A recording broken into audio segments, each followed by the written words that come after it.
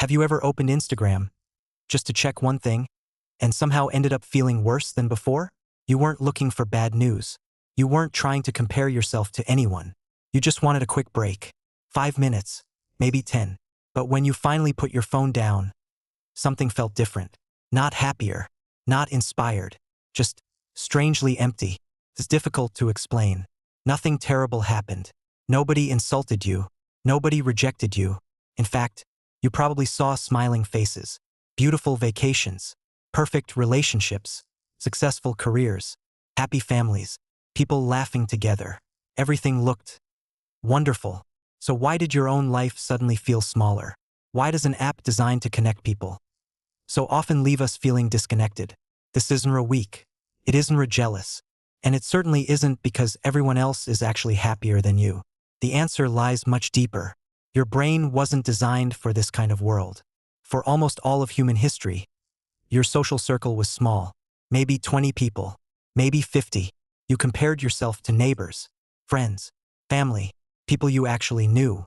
Today, before you've even finished breakfast, your brain has compared your life to hundreds of strangers, people you'll never meet, people showing only their best moments, people whose lives have been carefully edited before reaching your screen.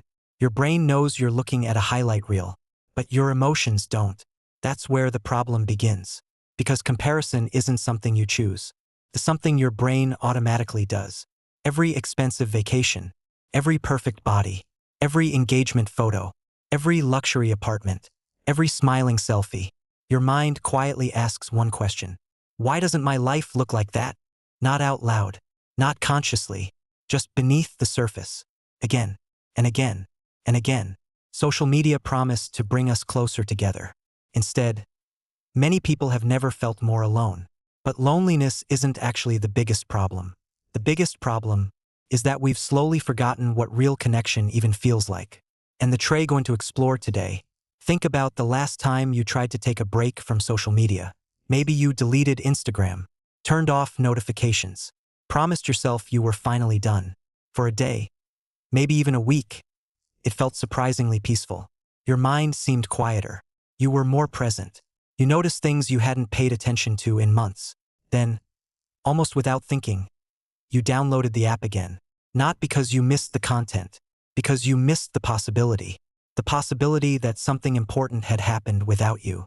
A message, a trend, a joke, a memory, an invitation. Your brain whispered something incredibly simple. What if I'm missing out? Psychologists call this FOMO, the fear of missing out. But FOMO isn't really about missing events. It's about missing belonging. For thousands of years, belonging meant survival. Being left out of the group wasn't just lonely. It was dangerous. Our ancestors depended on connection for food, protection, and life itself. Your brain still carries that ancient wiring. It doesn't always understand the difference between being excluded from a tribe and not being invited to a group chat. To your nervous system, rejection is still rejection. That's why one unread message or one photo of your friends together without you can affect you far more than logic says it should. Social media didn't create this instinct. It simply learned how to activate it. Every notification, every red badge, every vibration is carefully designed to interrupt your attention. Not because someone necessarily needs you, but because your attention is valuable. In today's world, your attention has become one of the most profitable resources on Earth. Every extra minute you spend scrolling, every extra video you watch, every extra post you stop to read, generates data. That data shapes advertisements. Advertisements generate revenue, which means the longer you stay, the more valuable you become. The strange part is, most people believe they're choosing what they consume.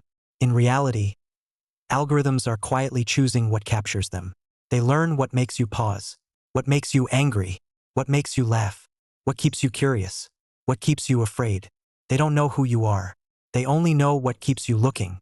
And slowly, without realizing it, your attention stops belonging to you. Here's something even more unsettling. Social media rarely shows you reality.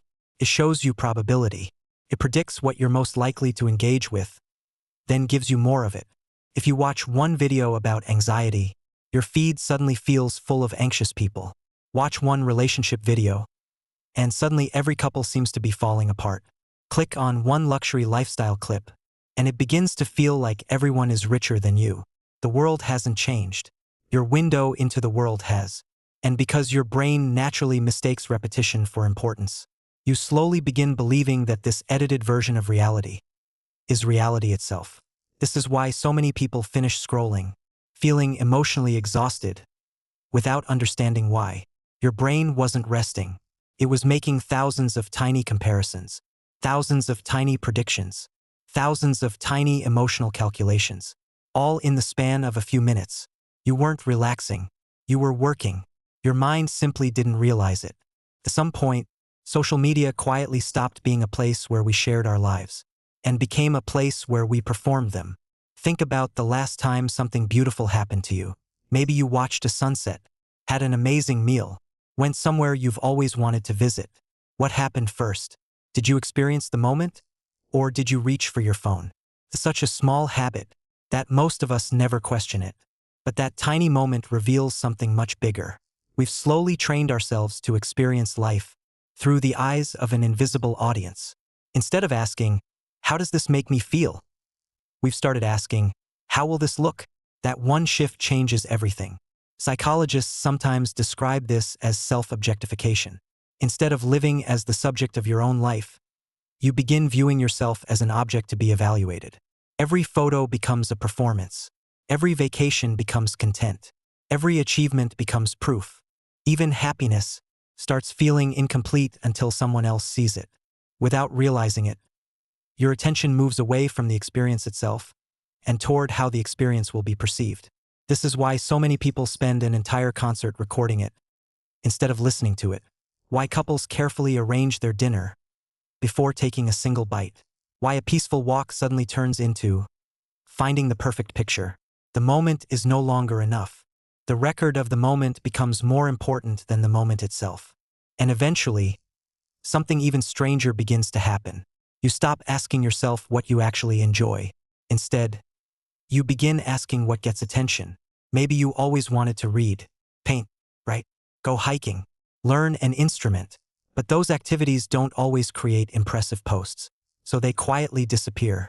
Not because you stopped loving them, because they stopped being visible. Little by little, your identity starts changing. Not according to your values, but according to what receives validation. Likes become tiny signals that you're interesting.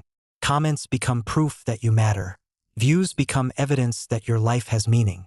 Of course, most people would never admit that. We tell ourselves we're just sharing memories, just staying connected, just having fun. And sometimes, that's absolutely true. Social media isn't evil. The problem isn't the technology. The problem begins when our sense of self slowly becomes dependent on other people's reactions. Because the moment your worth depends on attention, peace becomes impossible. There will always be someone with more followers, someone traveling somewhere more beautiful, someone younger, funnier, smarter, more successful. Comparison has no finish line, and that's exactly why it never satisfies you. The algorithm doesn't need you to feel fulfilled. It only needs you to keep looking, keep comparing, keep refreshing, keep wondering if the next post will finally make you feel enough. But it never does, because the emptiness wasn't created by what you saw. It was created by forgetting who you were before you started looking at yourself through everyone else's eyes. Maybe that's the real tragedy of social media. Not that it changed how we see other people, but that it quietly changed how we see ourselves. Somewhere along the way, we stopped becoming the author of our own lives and started becoming the audience.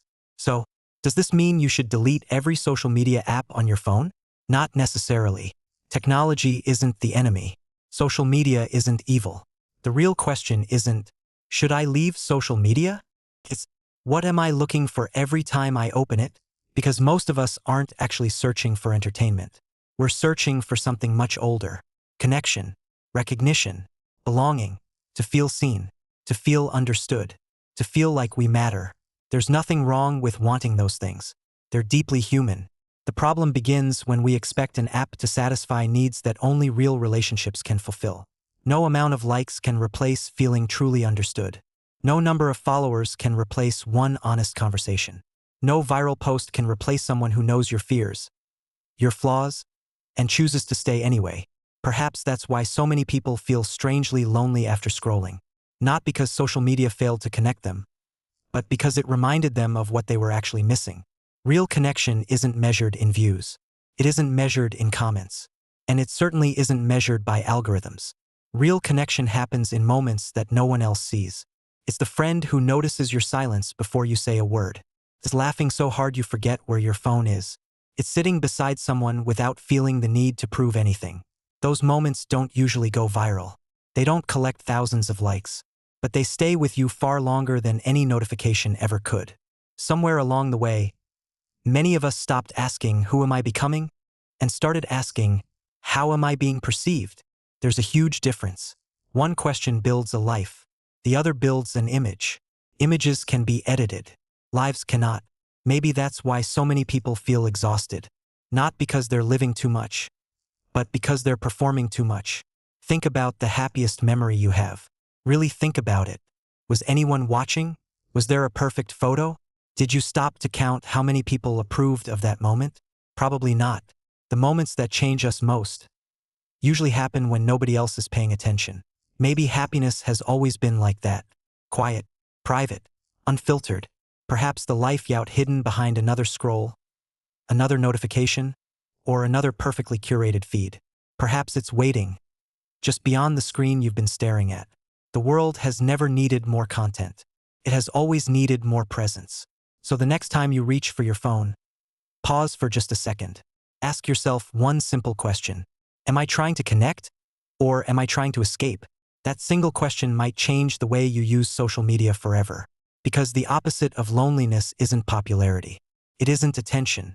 It isn't being seen by millions. It's being known by the people who truly matter. And maybe that been looking for all along. If this video made you see social media differently, let me know in the comments. When was the last time you felt truly connected, without a screen between you and someone else? I'd love to hear your story. And if you enjoy exploring psychology, human behavior, and the hidden patterns that shape our lives, consider subscribing to True Persona.